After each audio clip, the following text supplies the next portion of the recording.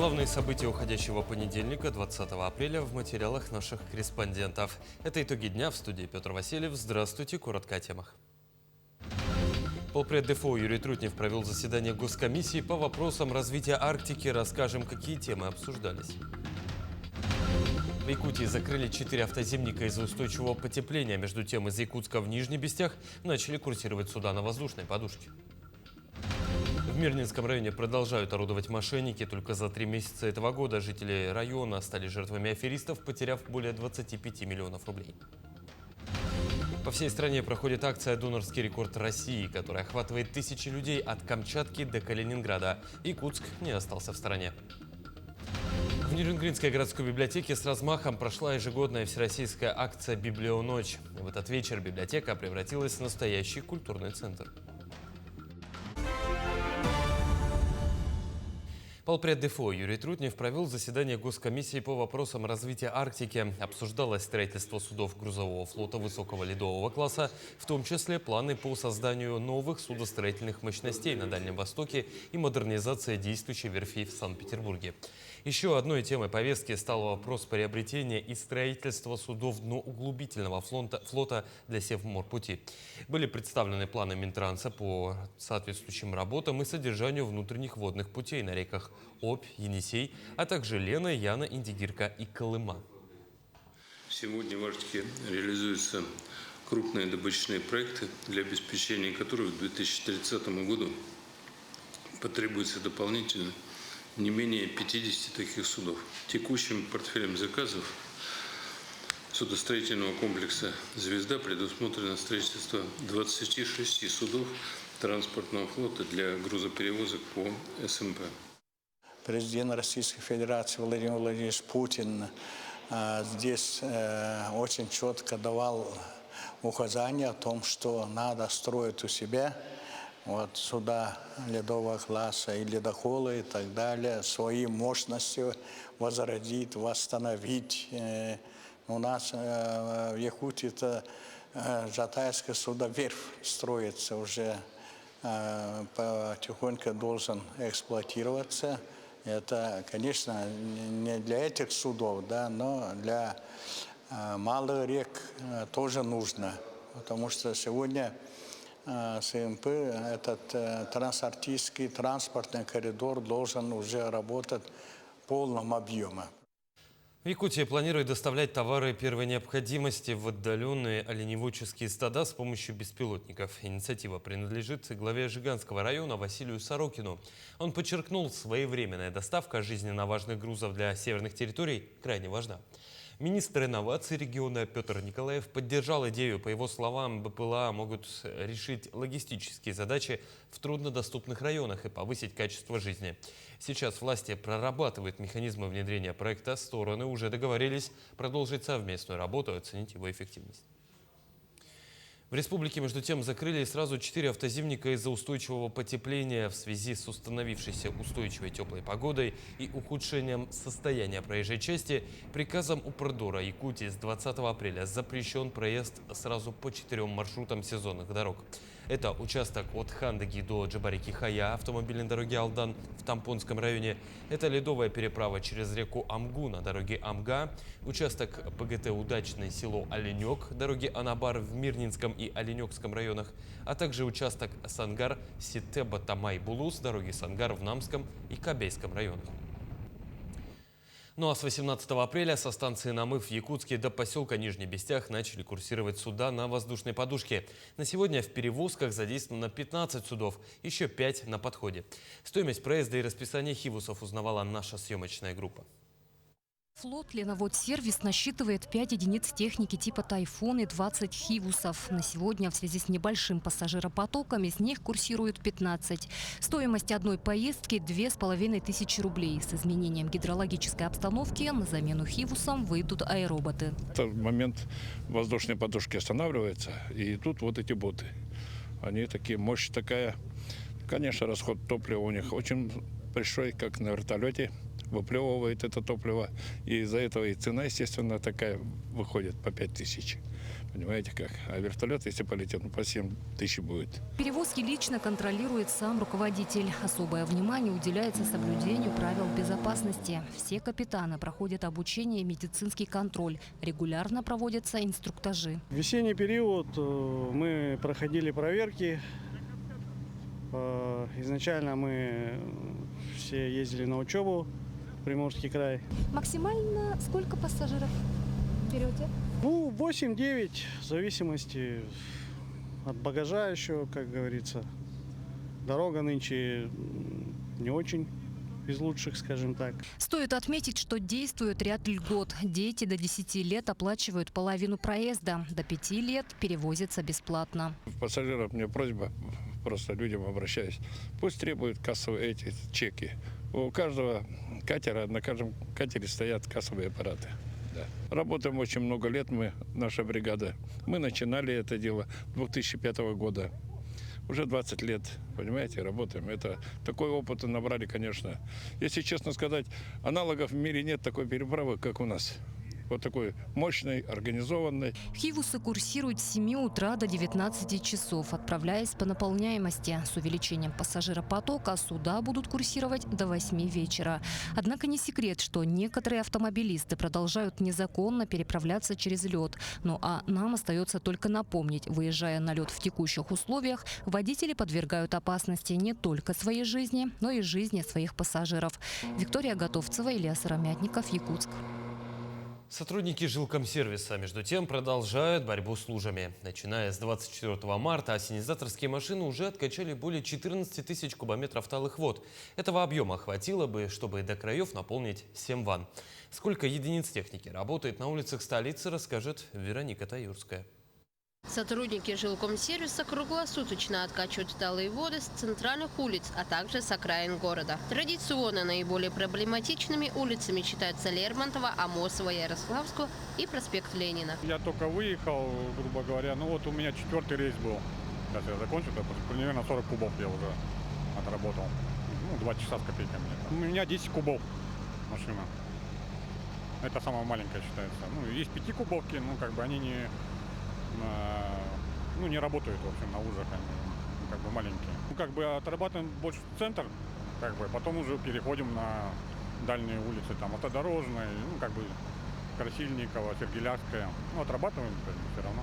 Зима в этом году, по сообщению Якутского гидромедцентра, выдалась снежной. В этом сезоне дорожниками было вывезено 507 тысяч кубометров осадков. И это не спасло город от луж. Только за прошедшие сутки с улицы Якутска было выкачано свыше 1300 кубометров. Сегодня на линии работает 20 машин по откачке талых вод. Выходят 3 смены, есть еще межсменные рейсы, то есть наша цель, чтобы в городе всегда на линии были машины, которые постоянно откачивают.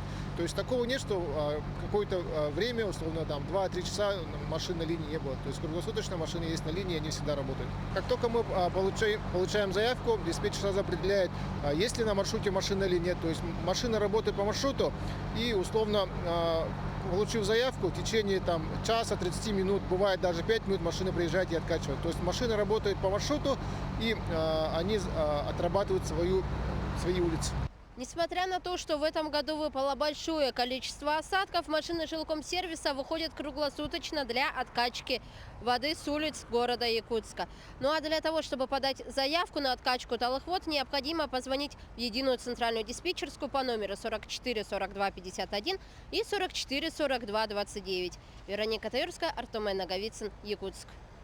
Более 200 тысяч семей уже приобрели или построили жилье на Дальнем Востоке, а в Арктике благодаря программе «Дальневосточная и арктическая ипотека». Она действует с 2019 года по поручению президента России Владимира Путина. Льготный кредит выдают по 2% годовых, максимум 9 миллионов рублей на срок до 20 лет. А средняя сумма займа составляет 5-5,5 миллионов. На эти деньги обычно покупают квартиру площадью около 56 квадратных метров. Чаще всего программой пользуются люди в возрасте 30-40 лет. 75% из них берут жилье в новостройках, 12% строят индивидуальные дома. В следующем году страховые пенсии могут проиндексировать дважды. В феврале на уровень фактической инфляции, а в апреле уже в зависимости от возможностей бюджета социального фонда. Об этом сообщил глава Комитета Госдумы по труду и социальной политике Ярослав Нилов. Правда, точные даты могут измениться. Осенью при подготовке бюджета правительство внесет свои предложения. В предыдущие годы схему уже корректировали. В 25-м пенсии повысили сначала 1 января, потом доиндексировали 1 февраля. А в 26-м выплату сразу увеличили с 1 января на 7,6%, то есть выше уровня инфляции. В Мирнинском районе продолжают орудовать мошенники. Только за 3 месяца этого года жители района стали жертвами аферистов, потеряв более 25 миллионов рублей. Эта цифра шокирует и заставляет задуматься о мерах предосторожности, которые должен предпринять каждый из нас.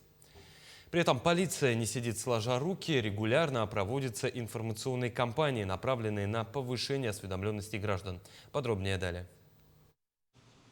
В столице Алмазного края в рамках оперативно-профилактической операции «Мошенник» сотрудники МВД России по Мирнинскому району провели очередную акцию. В людных местах раздавались листовки с важной информацией.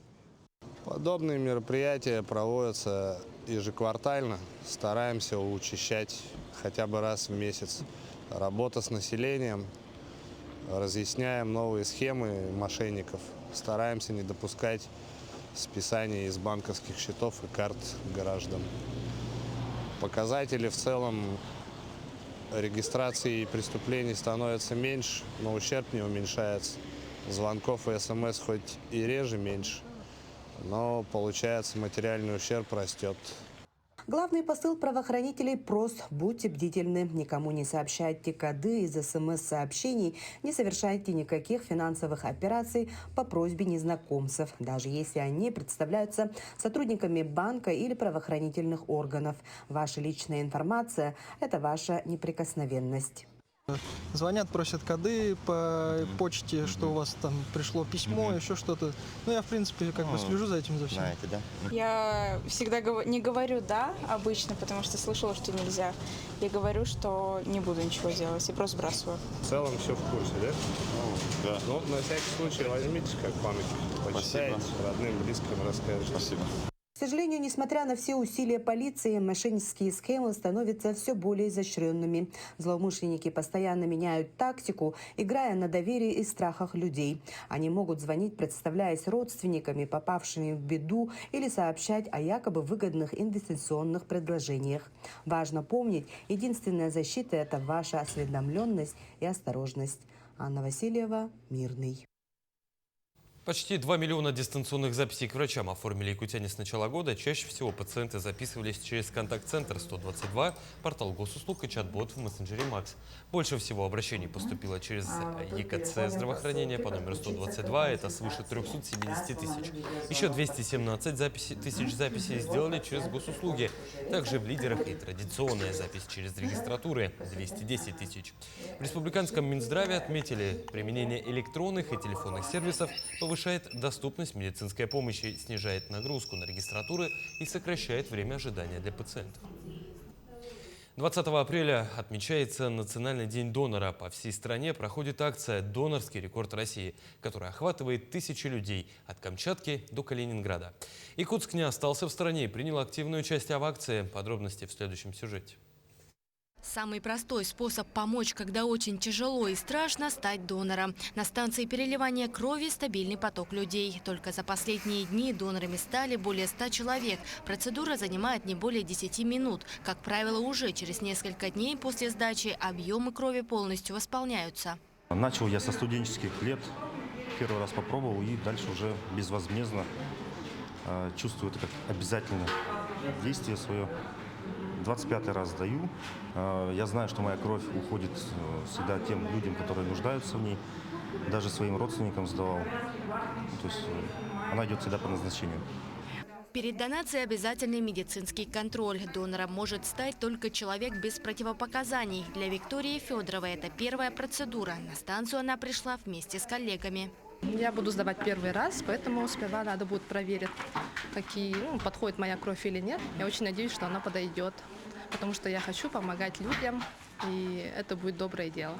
Сдают не только цельную кровь, но и ее компоненты – плазму и тромбоциты. Последние особенно востребованы. Роман Шинкарев – один из тех, кто регулярно проходит эту процедуру. Пришел кровь сдавать. Попросили сдать тромбоциты. Жена донором была много лет. Ну вот она и предложила, говорит, а что ты тоже пошли сдавать? Ну так вот втянулся. В прошлом году в Якутии кровь сдали около 16 тысяч человек, более 10 в районах, свыше 6 в Якутске. Звание «почетный донор» получают те, кто сделал не менее 40 безвозмездных донаций. При этом существуют рекомендации – мужчинам не более 5 раз в год, женщинам до 4.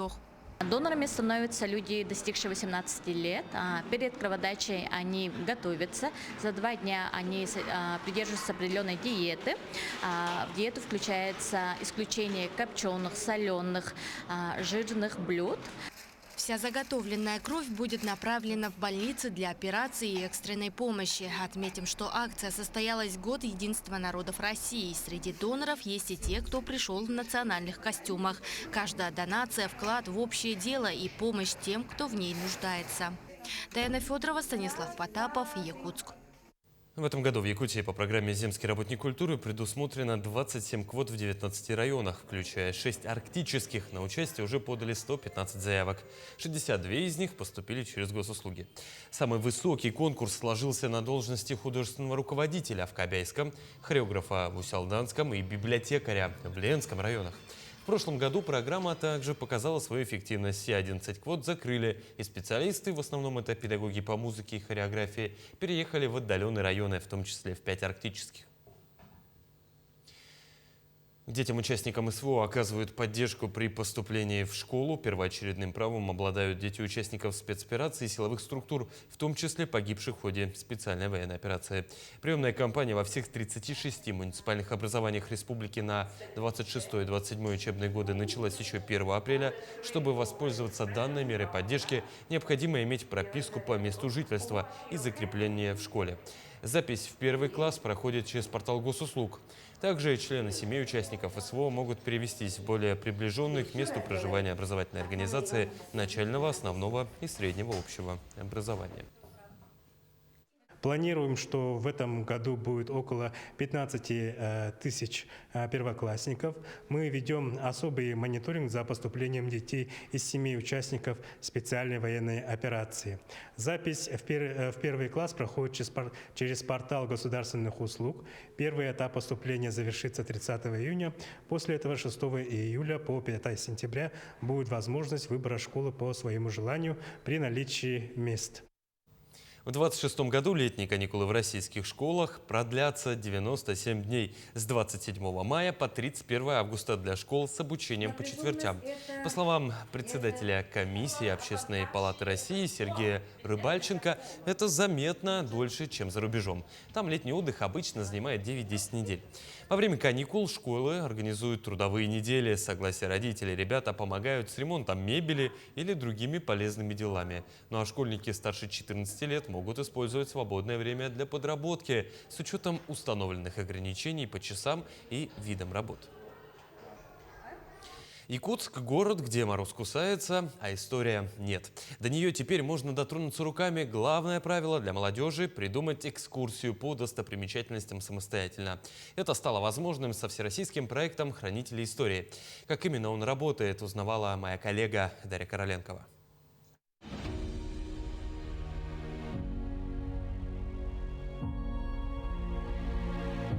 Совсем скоро школьники и студенты республики будут не просто листать учебники, но и самостоятельно проектировать авторские туристические маршруты по знаковым местам родного края.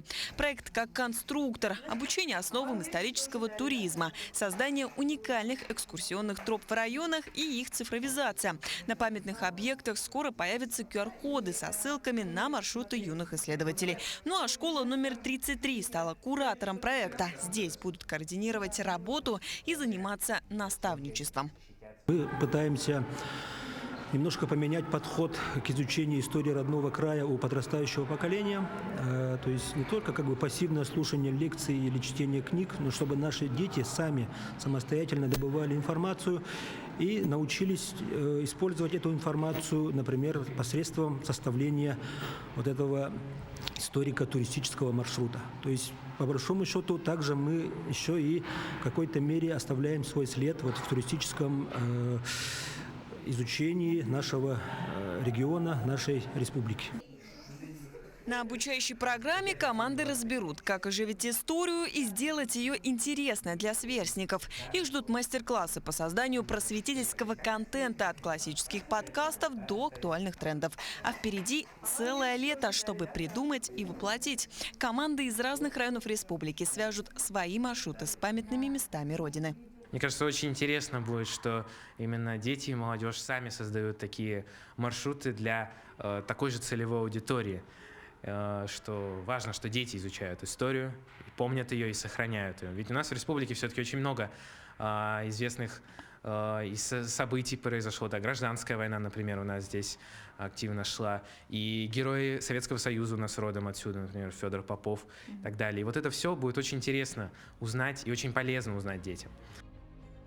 Кстати, стать частью проекта просто. Нужно зарегистрироваться на сайте первый.ру и перейти на страницу хранителей истории нашего региона, чтобы подать заявку. Кульминацией программы станет двухдневный региональный слет в Якутске. 40 лучших команд со всей республики сразятся в историческом квесте и защитят свои проекты. Главный приз и почетное право – представить Якутию на всероссийском слете хранителей истории в Санкт-Петербурге.